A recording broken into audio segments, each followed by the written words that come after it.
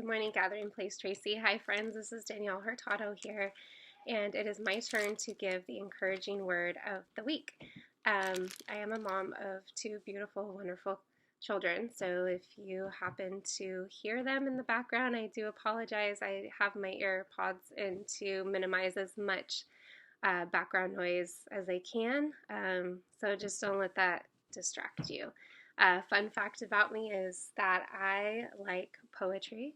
I think it's a beautiful way of putting words together and expressing language and emotion. So it's no surprise that one of my favorite books in the Bible is Psalm.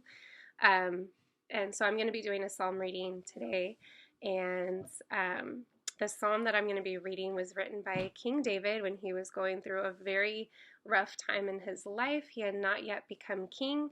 If you're not familiar with King David and everything that he went through, I really encourage you to read the story about his life, and because it's just amazing. A lot of the Psalms that are written in the Bible were written by him when he was going through some really tough things in life. So Psalm 34, the title of my Bible says, "Taste and see that the Lord is good." I love this psalm because it's really ministered to me whenever I'm going through hardship or just need encouragement. I always turn to this psalm because it just reminds me of the goodness of God and who He is and how just good of a Father He is to us. I am going to be reading out of the ESV version. So here we go. I will bless the Lord at all times. His praise shall continually be in my mouth. My soul makes its boast in the Lord. Let the humble hear and be glad. Oh, magnify the Lord with me, and let us exalt his name together. I sought the Lord, and he answered me, and delivered me from all my fears. Those who look to him are radiant, and their faces shall never be ashamed. I love this scripture. It's near and dear to my heart because for many years I struggled with fear and shame. And this scripture always helped me to keep going on. It gave me so much hope. And when I would seek, it would remind me in those moments of just dealing with anxiety because of fear and shame, to seek the Lord. And whenever I would seek him, he would always give me peace. The anxiety would leave. The fear would leave. And he would remind me of who I am. And so in those moments of just overwhelming shame, I always knew that I could turn to him because whenever I turn to him, he takes away my shame. And if you are struggling with fear and shame, I do encourage you to to listen to this past Sunday's message. Pastor Jose and I had the great privilege of sharing a word about being set free from shame, and we just break down what shame is and how it affects our lives and God's good plan for our life and how to overcome it, and we share our stories with our struggles. So if you do listen to it, I pray that it encourages you and brings healing to your life. It says, "This poor man cried, and the Lord heard him and saved him out of all his troubles. The angel of the Lord encamps around those who fear him and delivers him." How awesome is that? When we're going through a hard season and we cry out to God, he hears us. And we know that this season is not going to last forever because his word says that he saved him out of all of his troubles. I just think that's just so amazing. "Oh, taste and see that the Lord is good. Blessed is the man who takes refuge in him. Oh, fear the Lord, you his saints. For those who fear him have no lack. The young lions suffer want and hunger, but those who seek the Lord lack no good thing." I just love that. He's such a good father.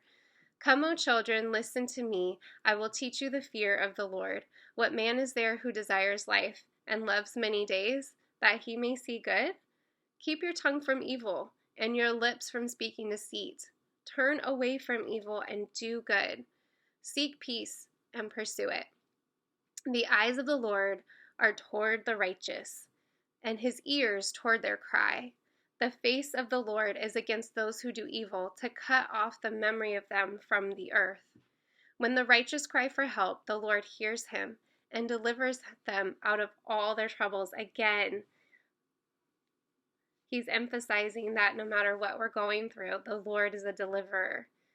You know, this season of hardship, this season of uncertainty, God is a deliverer. He's faithful. We're not always going to be stuck where we are.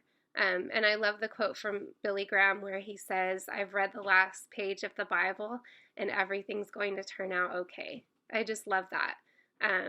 There's just so much hope that God gives us. He loves us so much, and it's not his will for us to stay stuck where we are and going through hardship and all of that. So I just love it.